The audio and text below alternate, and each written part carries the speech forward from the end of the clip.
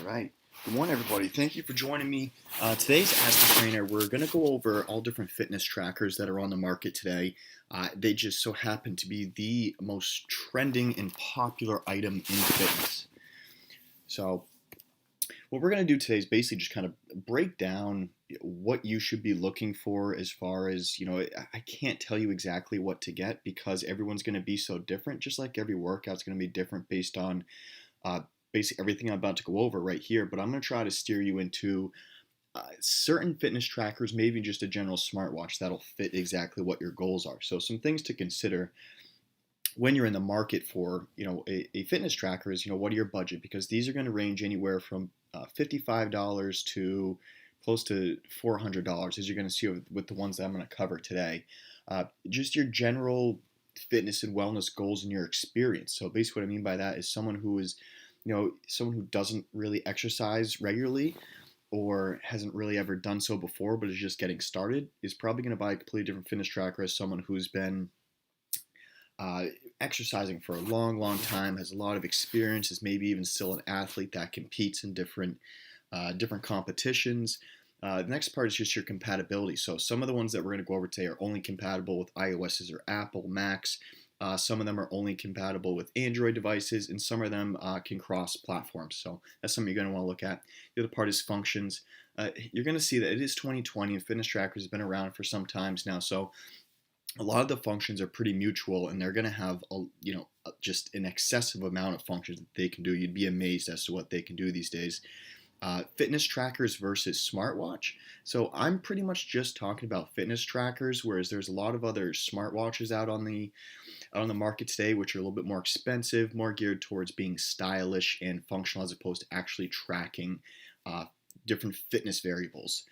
Type of activities, which kind of molds into your general experience with exercise and wellness, but just based on the types of activity it is that you want to be tracking, whether it's sleep that you want to track or it's you're practicing for a triathlon, you want to practice, you want to track that. There's going to be completely different trackers for you, and also is a lot of you are going to want to look at the aesthetics of it. Maybe you want it to look good. Maybe you don't want it to be too big or too small. Some of them come in different sizes. Typically, females are going to have a little bit of a smaller wrist, so they don't want to oversize one. It becomes clunky and in the way. If you're more interested in sleeping, you don't want a big clunky one. Some of them are very customizable, where you can change the different color of the straps. Some of you may have allergies, metals that can cause a rash. So there's a lot that goes into picking these. But the first thing is the functions are amazing what they have these days in both smartwatches and fitness trackers.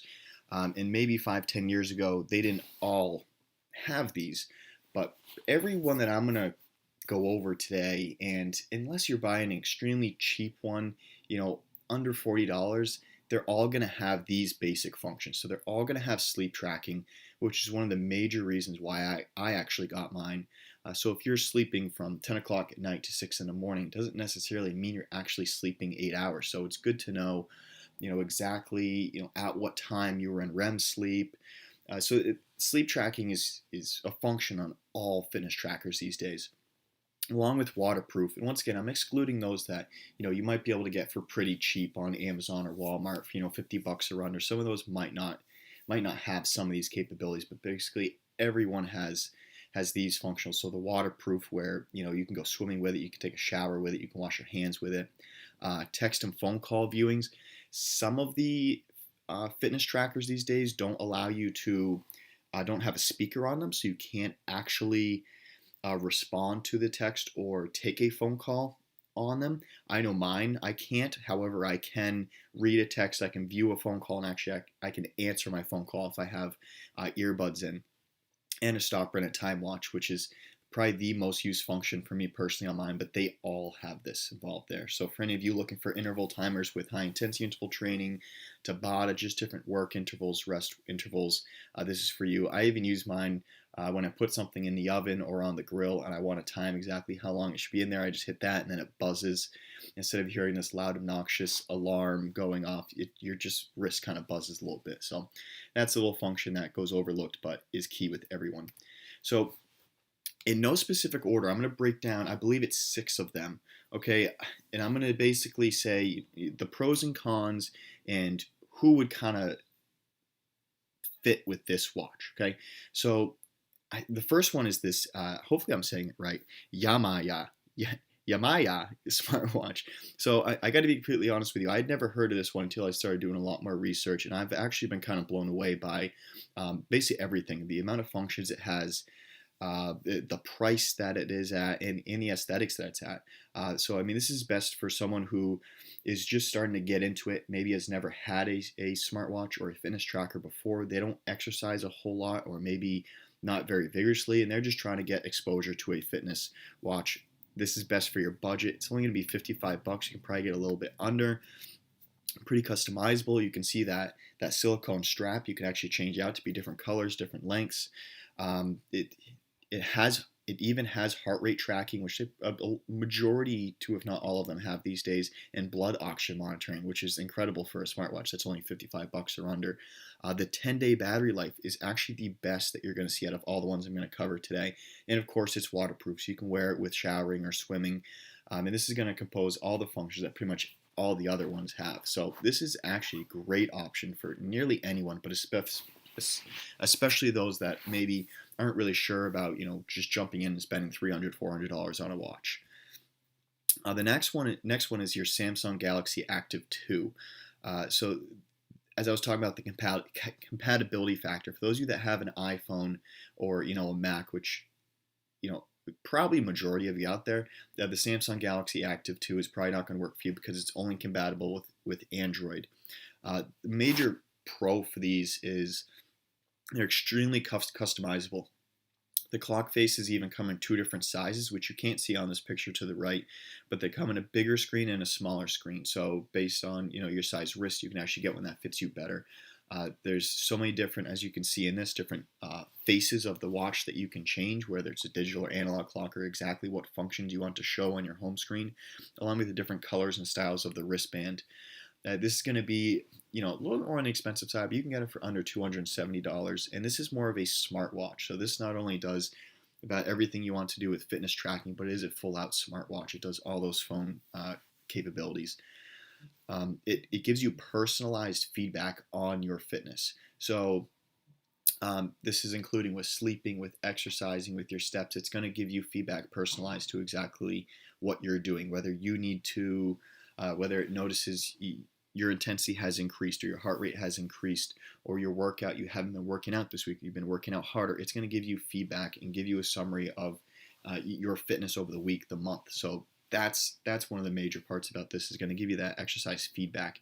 This one does have a speaker for calls and music, which is typically kind of, they go coinciding with the fact that it's a smartwatch as opposed to a fitness tracker. This only has about 2.5 days of battery life. Now, considering all the functions, that's actually pretty good. This also monitors your stress levels. So going back to that, gives you feedback on all your different, mental and fitness information. It's got an ECG, just like the new Apple Watch does. It's something that your doctors can even look at, and they want to look at the rhythm of your heart. And it has a GPS built in. That is a point that I haven't gotten to yet because the first one didn't have it. But basically what that means for you is if you're someone who goes out for a lot of walks and runs, and maybe a lot of the running shorts don't have pockets in them, so you don't want to carry your phone with you. If it has a GPS built in, that means you can leave your phone at home, and the watch is going to track your distance, the route that you take with your walk, your run, and it's still going to be able to give you feedback throughout that whole time, as opposed to a GPS not built in. You need to have your phone with you for it to actually track that exercise. Next one is the Fitbit Versa 2. Fitbit is probably one of the most well-known fitness trackers out there. I swear by Fitbit. I have one on right now. This is a little bit of that hybrid between a fitness tracker and a smartwatch, and it's going to kind of be right in the middle with your budget, between $150 and $200 as far as the middle of the road price. It has a little bit longer of a battery life. This is because it has a raise your arm display screen, meaning it's not always on. It's when you raise up your watch so that, you can look at it with your eyes, that's when it actually flashes on. The benefit about the Fitbits is that you don't actually need to manually go in and select what activity you're doing, what exercise you're doing, and hit start and stop. It'll automatically track everything for you. That's the beauty of the Fitbit. This one does not have a GPS in it. So I was just saying earlier, if you do go on runs, walks, swims, whatever it is, you will need to have your phone on you, which I understand can pose a little bit of an issue. However, the Fitbit Versa 3, which has recently come out, does have a GPS built in. So you're going to have to spring a little bit more out of your budget. However, it has that GPS function. The display is probably one of the biggest pros for this. Is it has a very big screen. It's a touch screen. It's very aesthetic. It's very comfortable on your wrist. Like I said, I have Fitbits, and after a while I don't even realize it's on. It just fits so comfortably. And this is just kind of basically regarded as one of the best for health feedback, along with the sleep score. So not only is it going to give you details about your sleep, but it's going to score you. It's going to it's going to track. I believe it gives you at the end of the month your summary as to how your sleep was, and it's going to give you feedback as to different lifestyle changes that you can make to increase that quality of sleep. Next one is the Garmin Vivo Active 4. So this one is, I know it's at the very bottom, the absolute most advanced tracker, and it's a fitness tracker heaven. Okay, so this one is going to be a little more on the expensive side, so it's about $300, maybe get a little bit under. But this is for those of you that are a little bit more, I don't want to say die-hard athletes, but more geared toward your athletes and your swimmers. So those people who are training for a 5K, 10K, half marathon, triathlon, you do a lot of swimming, you do a lot of biking, this is for you. For someone who maybe just goes for some walks and goes to the gym a little bit, you're probably, not going to get the most out of this watch. This one has a GPS built in. It has preloaded exercise menu, exercise animations, and demos that you can click right on your phone. It's going to show you different exercise programming, how to properly perform an exercise. I mean, it's basically got a personal trainer built into your wrist. So basically, for those of you that are training for anything, it's going to give you your split times. It's going to training for a race, it's going to give you the exact route that you ran, your pace. It runs, swims. It's completely waterproof, so you can wear it while swimming. It has 4 days of battery life, which is very good considering everything that it can do, especially how big the watch face is. So your Garmin Vivo Active, if you are a very intense athlete and are training for any type of competition, this is your go-to right here. Fitbit Charge 3, of course, we got to have more Fitbits on here. This is a little bit, I don't want to say lower level, because you are still spending about $100 on this one, but it's not going to have as much integration with the watch face, meaning you're not going to be able to shuffle through a million different apps and functions on it. It's a little bit sleeker, it's a little bit smaller. It does have a fairly large touchscreen, considering that it is a small wristwatch. It's waterproof, of course. It has 7 days of battery life, so being that small and compact and a little bit less functions, it's going to have a longer battery life, but it still has everything that you probably want as far as reading text messages. You can see your phone calls, your heart rate, your steps, your calorie burn, your exercise intensity, how many floors you've gone up, your sleep track. It has all that built in still. So it's just not quite as highly in depth with the different functions it can do. This one does not have a GPS. However, just kind of like the last Fitbit, the Charge 4 has a GPS built in. So once again, you have to increase the budget a little bit, but you have a GPS option right there for you. And the last one I want to go over today is this one isn't a fitness tracker. This one is a Apple Watch. It's a smartwatch.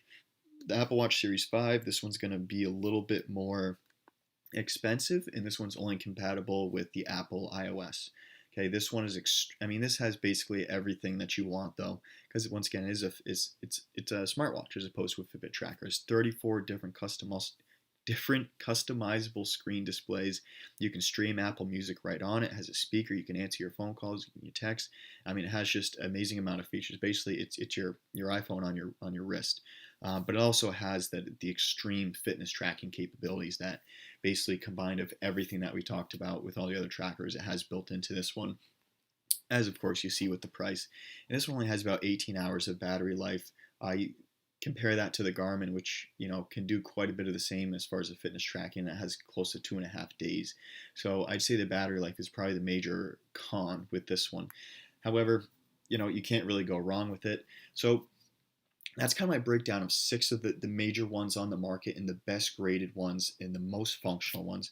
So depending on exactly what you are looking for, what you do as far as exercise or daily life, it's going to be all different. So, if you have a few that you're looking at that maybe aren't in these five, let me know and I can kind of do a little bit more research. As I've said, I've had a bunch of different ones in my life, and everyone kind of values different functions differently, so we can kind of figure out exactly which one's going to fit your budget, and basically fit you and what you want.